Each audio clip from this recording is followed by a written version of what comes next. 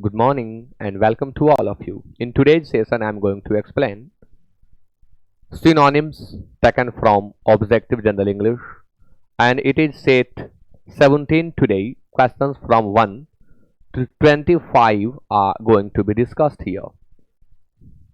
So let's get started. The very first question is, sporadic rise in his temperature has caused us much worry. हम लोगों को बहुत अधिक चिंता में डाल दिया है उसके टेम्परेचर में स्पोरेडिक राइज ने। स्पोरेडिक मीन्स होता है अनियमित।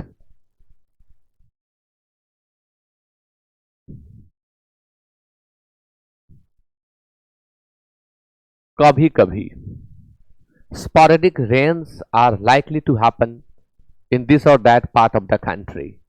कभी कभी अनियमित छिटपुट भी इसे कहते हैं। छिटपुट इसमें क्या दे सकते हैं? फ्रीक्वेंट मीन्स होता है बार बार।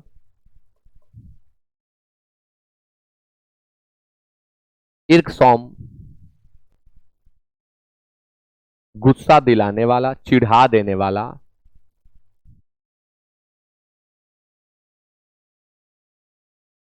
गुस्सा दिलाने वाला या चिढ़ा देने वाला। इरेग्युलर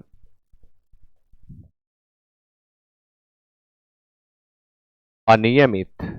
स्कैटर्ड बिखरा हुआ। डिस्पर्स्ड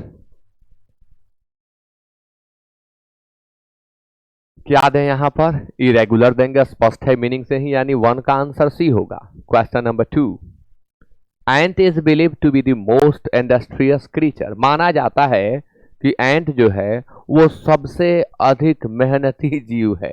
इंडस्ट्रियस जो हमेशा लगा रहे उसे इंडस्ट्रियस कहते हैं। ऐसे हिंदी मीनिंग परिश्रमी, परिश्रमशील, परिश्रमी। सेंसिबल समझदार, जिसमें समझ हो, जिसमें नॉलेज हो, वह सेंसिबल है। डिलिजेंट कर्मठ, परिश्रम के साथ काम में लगा रहने वाला डिलिजेंट कहलाता है, यानी परिश्रमी। Successful, you know it very well, सफल। एंड पंक्चुअल, समयनिष्ठ, अपने काम को एक्यूरेट टाइम पर करने वाला। समयनिष्ठ, निष्ठ होता है शायद। नाउ इंडस्ट्रियस का सिनोनिम देना है तो क्या दें हम? डिलिजेंट देंगे, हार्ड वर्किंग देंगे, स्टूडियस देंगे, एसिड्यूअस देंगे। एसिड्यूअस और स्टूडियस में अंतर होता है। जो अध्ययन में परिश्रमी हो उसे स्टूडियस कहते हैं और एसिड्यूअस सबके लिए यूज होता है। The tour was cancelled on account of incessant rain.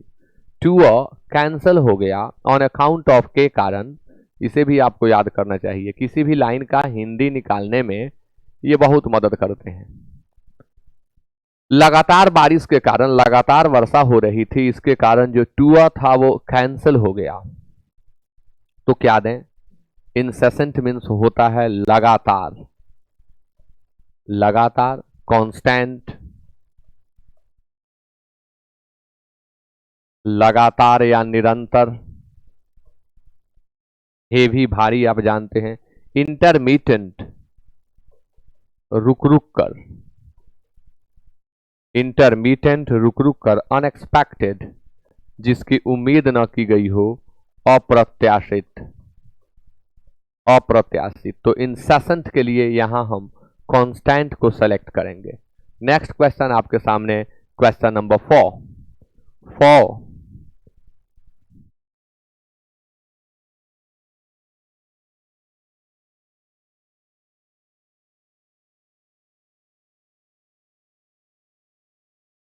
Question number 4, I disdain those who tell lies. जो झूठ बोलते हैं उनका मैं तिरस्कार करता हूं।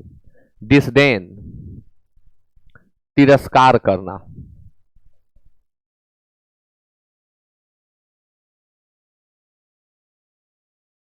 कॉन्डेम, निंदा करना। डिफरेंट है। स्कॉर्न, ताना मारना, उपहास करना। जाइब करना, रिडिकुल करना, टाउंट करना, ये सब स्कॉर्न है। हेट, घृणा करना,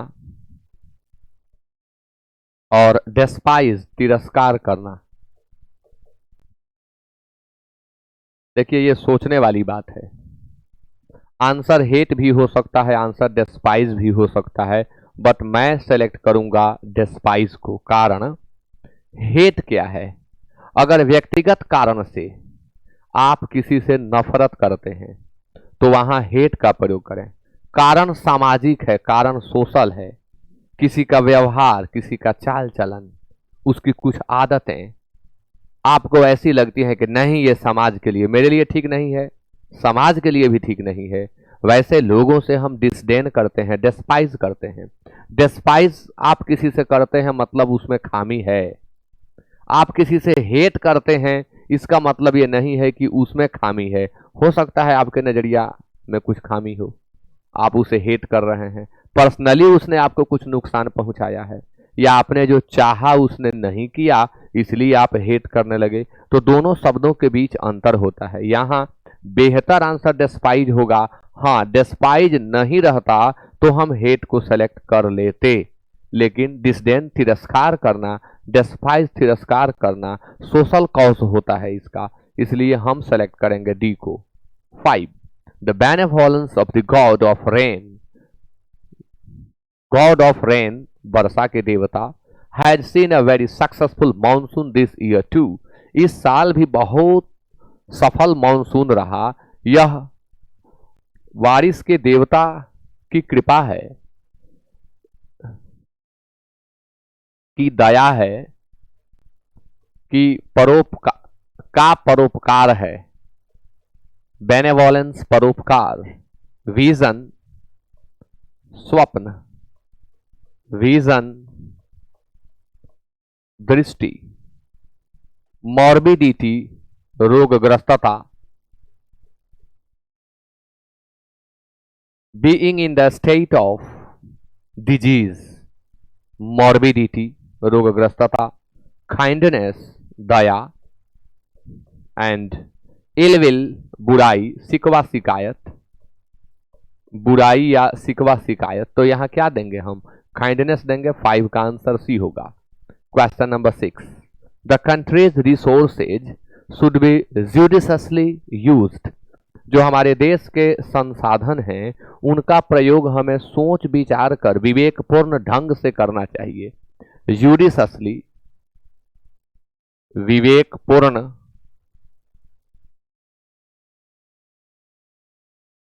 विवेकपूर्ण ढंग से, स्पेरिंगली मीन्स इकोनॉमिकली,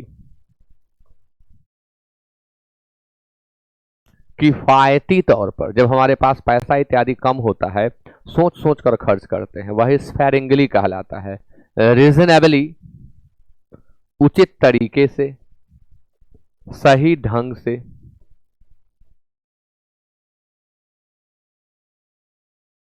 अडेक्वेटली पर्याप्त रूप से,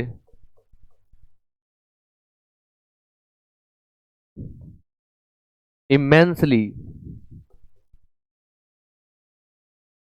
बहुत बड़े पैमाने पर या बहुत बड़े हद पर। कंट्रीज के रिसोर्सेज को जुडिशसली यूज किया जाना चाहिए, मतलब बौद्धिक तौर पर सोच विचार कर यूज किया जाना चाहिए। तो यहां बेहतर आंसर रीजनेबली होगा। स्पेरिंगली भी हो जाएगा लेकिन ये थोड़ा अलग सेंस रखेगा। बेहतर आंसर रीजनेबली होगा, मतलब सही, जहां जितनी जरूरत है उतना खर्च करें, रीजनेबली यूज करें उसे।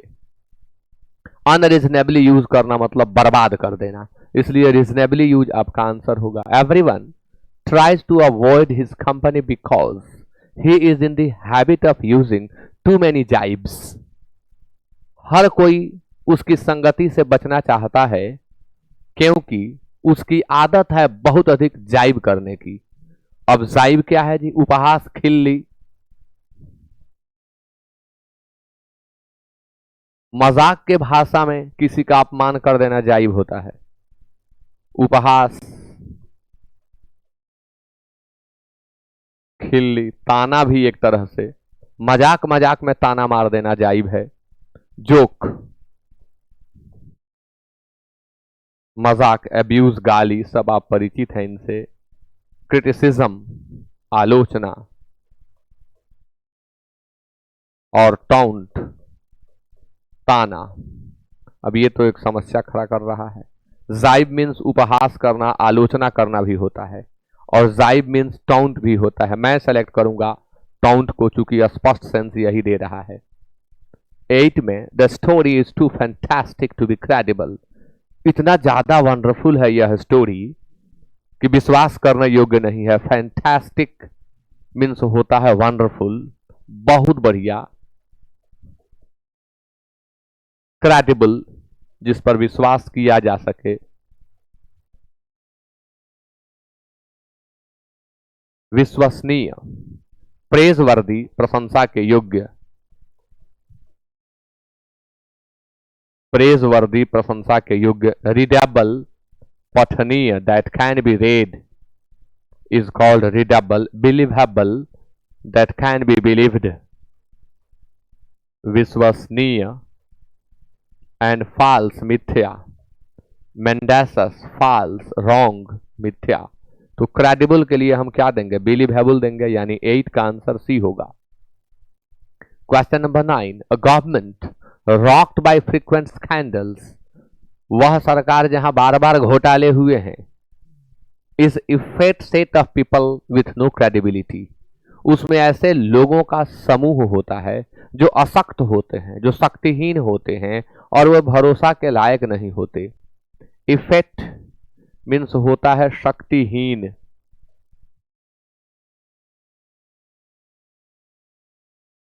इफेक्ट मीन्स होता है अशक्त। इनोसेंट,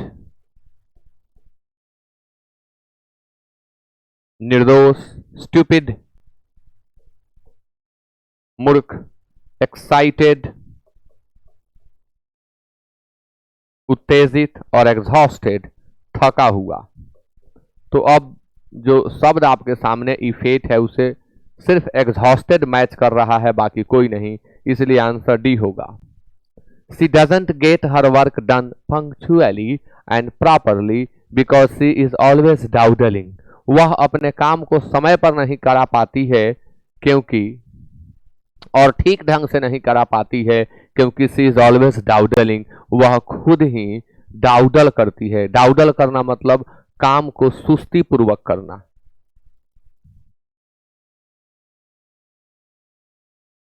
सुस्ती से काम करना। जो काम आधे घंटे में होने वाला हो उसे 2 घंटे में करना, 1.5 घंटे में करना डाउडल कहलाता है। तो कंफ्यूज्ड, भ्रमित। प्लेइंग आप जानते हैं। लोइटरिंग, डाउडल का सिनोनिम ही होता है लोइटर, इसलिए लोइटरिंग होगा, वही अर्थ है सुस्ती वाला। मैं लोइटर का और डाउडल का अर्थ लिखा हूं, तो आंसर सी होगा, चिट चैट, गपशप। 11, द लिटिल कोय bride was admired by everyone. Little कोय ब्राइड, ब्राइड जो है उसके लिए कोय का यूज किया गया। एमए में पढ़ना था कोय मिस्ट्रेस, अब यहां शर्मीली लिखे, शर्मीली। ब्यूटीफुल आप जानते हैं शाई, शाई मीन्स होता है शर्मीला, शर्मीली दोनों। टैलेंटेड, प्रतिभावान, स्वीट, आंसर आपका बी होगा। कोय के लिए आप शाई का प्रयोग करेंगे। अगला क्वेश्चन है, the small boy was able to give a graphic description of the thief. Graphic description, small boy छोटा सा बच्चा, चोर कैसा था इसका ग्राफिक डिस्क्रिप्शन दे दिया, यानी चित्र बना करके स्पष्ट कर दिया कि ऐसा वो दिख रहा था। ग्राफिक, ग्राफिक का अर्थ होता है सचित्र। पिक्टोरियल इसका सिनोनिम होता है, बट पिक्टोरियल नहीं दिया है, देखता हूं क्या होगा। वेग मीन्स अस्पष्ट। विविड, स्पष्ट। Picture, broad. ड्राइंग, चित्र बनाना। ये अब यहां क्या दें हम, तो ग्राफिक डिस्क्रिप्शन, ध्यान दें यह नाउन है, और कैसा डिस्क्रिप्शन, तो ग्राफिक, सचित्र, एकदम स्पष्ट, इसलिए आंसर हो जाएगा विविड, बाकी ये होने वाले नहीं है। 12 का आंसर भी होगा। Question number 13, he was dismissed from service because, सेवा से उसे मुक्त कर दिया गया क्योंकि दे फाउंड हिम डिसऑनेस्ट, वे उसे डिसऑनेस्ट पाए और इसलिए उसे डिसमिस कर दिए, प्रिवेंट कर दिए, रिमूव कर दिए, रिटायर कर दिए, स्टॉप कर दिए। तो अब डिसमिस कर देने का मतलब होता है हमेशा के लिए नौकरी से नौकरी को समाप्त कर देना, इसलिए रिमूव होगा, हटा दिए। अगला question, if you waver at the last minute you shall face failure, यदि आप अंतिम क्षण में निर्णय नहीं ले पाएंगे, डगमगाएंगे, फाल्टर करेंगे, हिचक जाएंगे, तो आपको असफलता का सामना करना पड़ेगा। इफ यू वेवर निर्णय न ले पाना, डगमगाना, हिचकना, कई अर्थों में प्रयोग होता है हिचकना, डगमगाना, निर्णय न ले पाना। रिजॉल्व का दो अर्थ होता है, एक संकल्प लेना और इसी का दूसरा अर्थ होता है समाधान करना, निराकरण करना।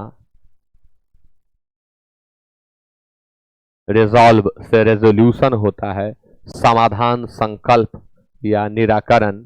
डिसाइड तय करना, वेवर का एंटोनिम हो जाएगा डिसाइड, वेवर शब्द का एंटोनिम हो जाएगा डिसाइड।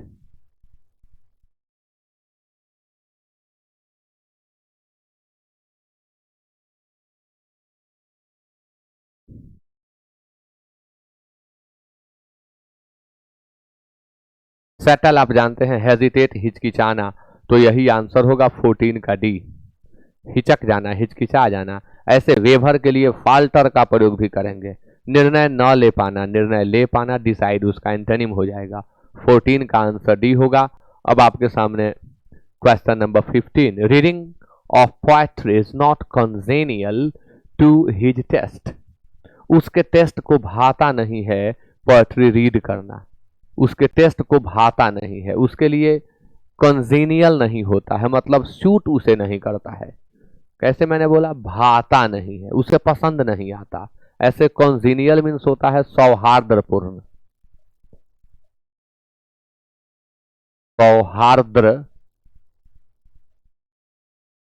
पूर्ण।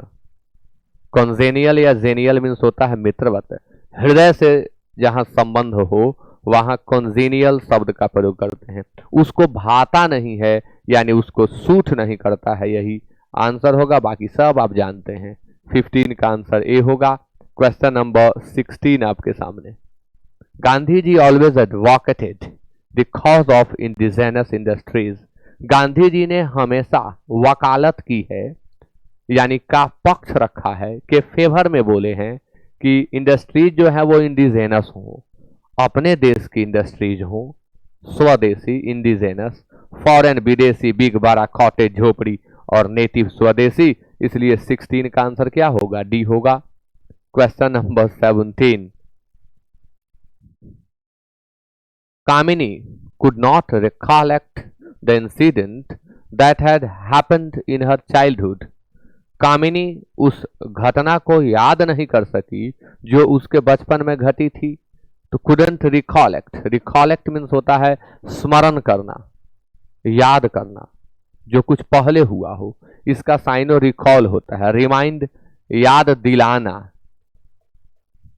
किसी दूसरे व्यक्ति को याद दिलाना रिमाइंड होता है। रिकॉल स्मरण करना, रिकॉल स्मरण करना। मेमोराइज याद करना, जिसे हम लोग रटना कहते हैं, वही मेमोराइज है। असेंबल एकत्रित करना, इकट्ठा करना। अमैस, असेंबल, कलेक्ट, एकत्रित करना।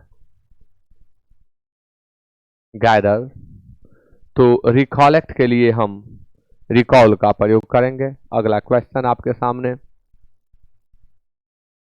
He was warned at the outset of his career, उसके करियर के आरंभ में ही उसे वार्न किया गया, उसे चेता दिया गया। ऑनसेट मीन्स आरंभ, onset means inception, onset means beginning.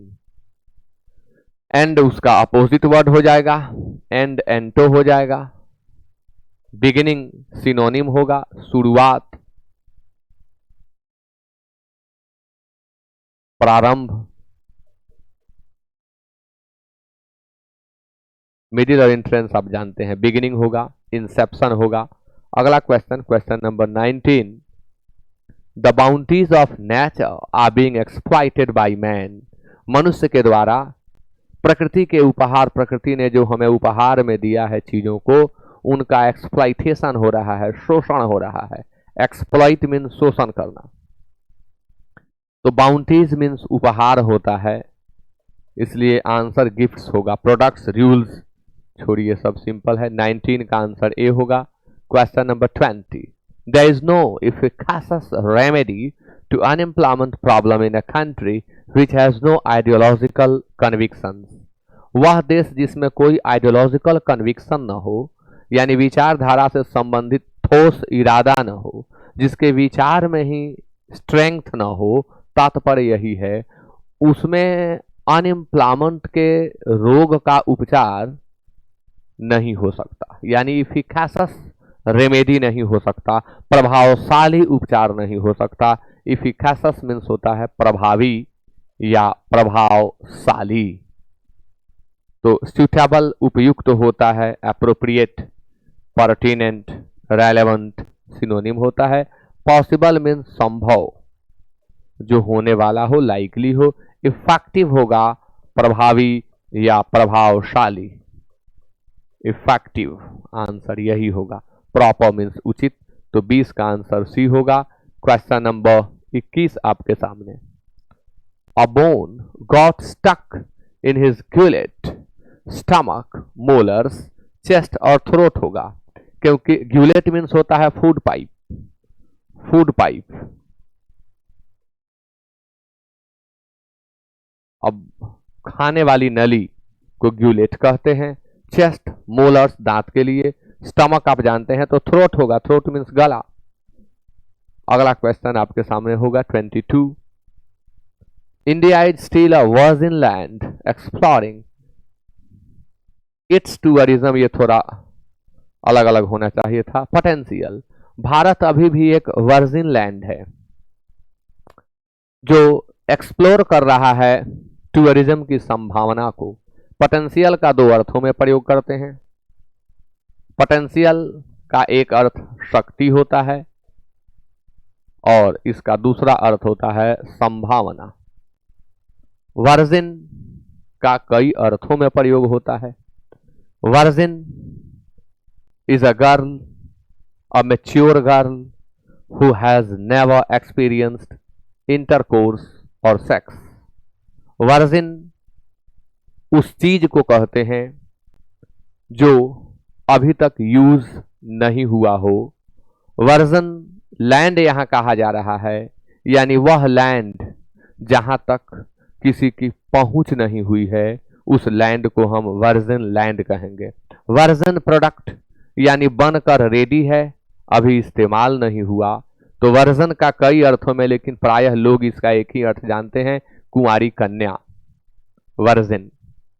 तो अनडॉन, अनएक्सप्लोर्ड, अनकाउथ, अनकाउथ मीन्स असभ्य, गंवार, उदंड, अनएक्सप्लॉइटेड जिसका शोषण नहीं हुआ हो। तो अनएक्सप्लोर्ड, यहाँ चूंकि उस भूमि के भाग की बात हो रही है जहां जिसकी खोज ही, जहां लोगों की पहुंच ही नहीं हुई है, तो अनएक्सप्लोर्ड लैंड की बात हो रही है, इसलिए 22 का आंसर बी होगा।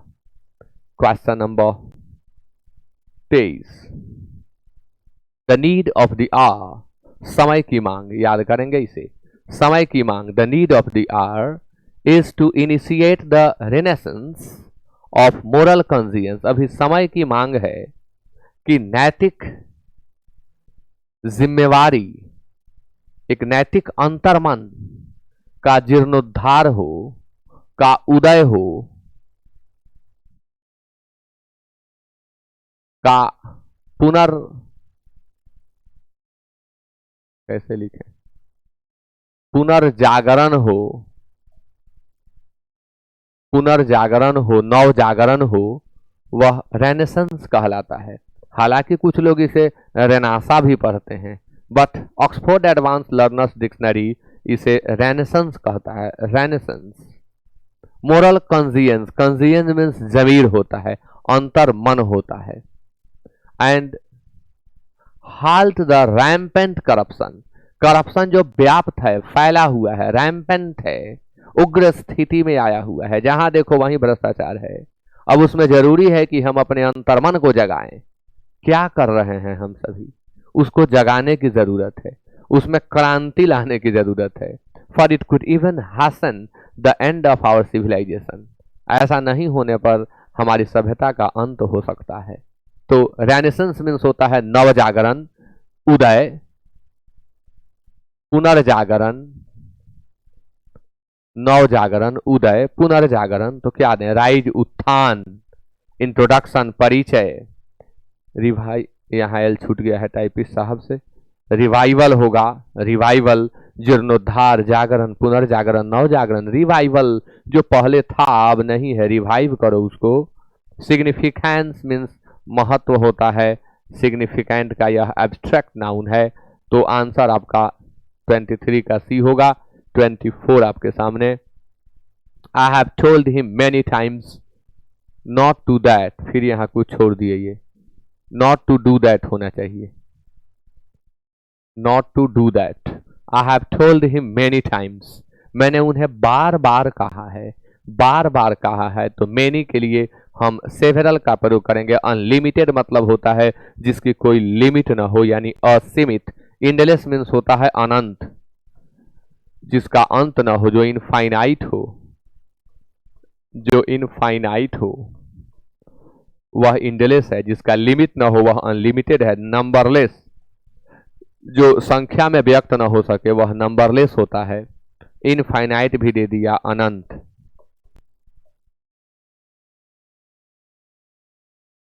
अगणित कह सकते हैं इसे। हिंदी की कहीं कहीं कमी पड़ जाती है। 24 का आंसर ए होगा। 25 आपके सामने, methods of spreading the family planning message have been as fecund as they have been abortive. Abortive means होता है नाकाम। एबॉर्टिव एबॉर्ट से बना है, अबॉर्ट का दो अर्थ होता है, निष्फल होना और गर्भपात होना। कोई लक्ष्य इत्यादि, कोई मिशन जिसको आपने साधा नहीं हो पाया, यानी एबॉर्ट हो गया। और गर्भपात जिसे आप जानते हैं, एबॉर्ट, एबॉर्शन इसी से बनता है, और एबॉर्टिव वही एजेक्टिव है। तो जितना वह एबॉर्टिव है उतना ही फेकंड है, यानी एबॉर्टिव का अपोजिट वर्ड है फेकंड। फेकंड का अपोजिट वर्ड है एबॉर्टिव। इसी में क्वेश्चन में ही दो वर्ड आपको एक दूसरे के एंटोनिम सीखने को मिले। फेकंड मीन्स वह होता है जो फर्टाइल हो, फेकंड मीन्स वह होता है जो प्रोडक्ट दे सके, एबॉर्टिव जो प्रोडक्ट न दे सके, यानी प्रोडक्टिव आपको खोजना होगा। नहीं है तो फ्रूटफुल तो होगा ही, क्योंकि प्रोडक्टिव का सिनोनिम होता है फ्रूटफुल, फलदायी, फल को उत्पन्न करने वाला, लाभकारी, फलदायी। Failing, peculiar, false, peculiar means होता है विचित्र, स्ट्रेंज, अनयूजुअल, फॉल्स मीन्स मिथ्या, आप जानते हैं। तो 25 का आंसर ए होगा, फ्रूटफुल। और इसी के साथ आज का सेशन होता है समाप्त। वीडियो शेयर जरूर करें, जाते जाते लाइक जरूर कर दें, संभव हो तो कुछ कमेंट करके सजेशन जरूर दें। Thank you so much.